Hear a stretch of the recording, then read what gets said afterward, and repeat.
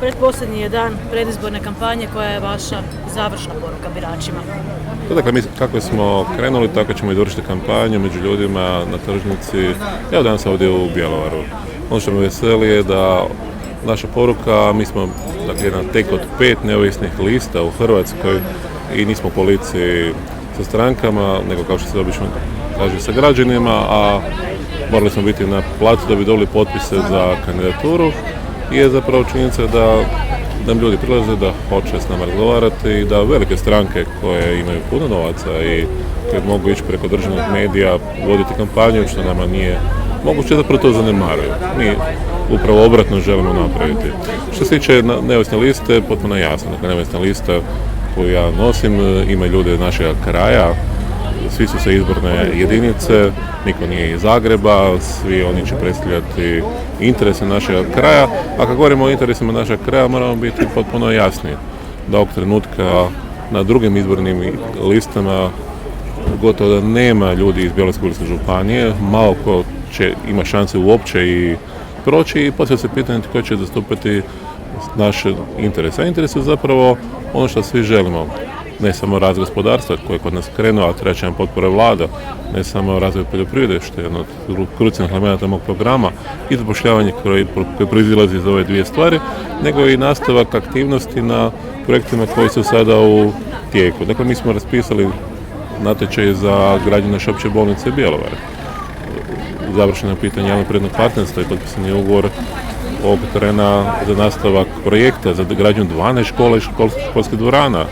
Pitanje je tu naravno i naše brze ceste Zagreb i Bjelovar. Željeznička pruga srećom je gotova na način da će početi uskoro gradnja. Ali svi ti projekti, poslije ova prva 3, trebaju potporu nove vlade, nove koalicije, jer nova vlada će zapravo dati onaj završni pečat i odobrenje da se to krene. Ako mi to ne napravimo, pitanje je ko će to napraviti, ko će zastupati naš kraj. Kolege iz drugih regionalnih stranaka, kao što su IDS, kao što HDSSB, su postavili potpuno jasne uvjete za koaliciju. Oni su rekli da ukoliko neko želi njihove glasove, 2 ili 3 saborska mandata, primjerice u Istri, da imaju popis projekata koje ide zahtjeva da se odobre i ukoliko ne budu odobreni, oni neće podržati nijednu vladu, bila lijeva, bila desna. Ja ću reći, naš stav je potpuno isti. Mi želimo da ako dobijemo povjerenje građana, ako prođemo saborske ankete govore da postoji dobra mogućnost, da je jedino način da se dobije naša potpora i koalicijski sporazum u kojem će jasno pisati da se mora odobriti nastavak dakle, gradnje opće bolnice Bjelovar, onda se mora izgraditi, tu će biti gradnja tih 12 škola, tu će biti pitanje konačno rješavanja dovršetka prometnice Zagreb-Bjelovar, jer to su projekti koji su nama potrebni. Ja vjerujem i drugi krajevi Hrvatske imaju sve potrebe, ali imamo i mi. A ako se mi nećemo izboriti, tko hoće?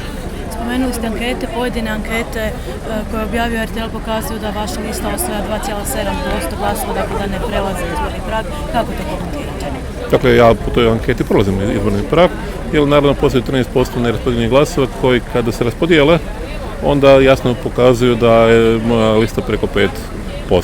Zašto RTL nije htio objaviti ukupnost i neki drugi, to je potpuno jasno. Oni žele dakle smanjiti broj onih koji ulaze, a lista koju ja predstavljam po toj anketi prolazi Sabor.